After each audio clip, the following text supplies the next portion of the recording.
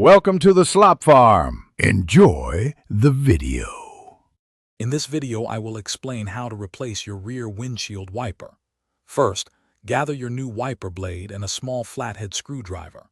Safety is key, so make sure your vehicle is completely off and the parking brake is firmly engaged. Familiarize yourself with the rear wiper arms connection type on your Jeep Grand Cherokee. This will make the process much smoother and quicker. It's a straightforward task that anyone can accomplish with a few simple steps. Now let's remove the old wiper blade.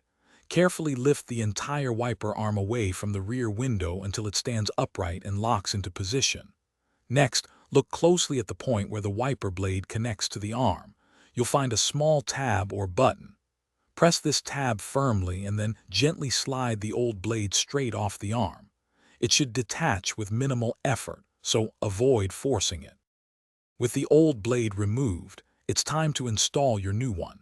Take your new wiper blade and align its connector with the hook or pin on the wiper arm. Carefully slide the new blade onto the arm until you hear a distinct click, indicating it's securely locked into place. Give it a gentle tug to confirm it's firm.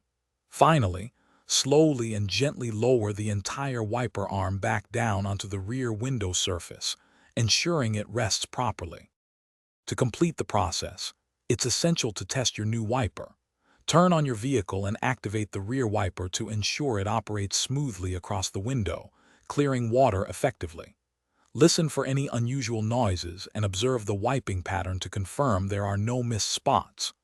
Once satisfied, remember to properly dispose of your old wiper blade and any packaging. You've successfully replaced your rear wiper, enhancing your visibility and safety.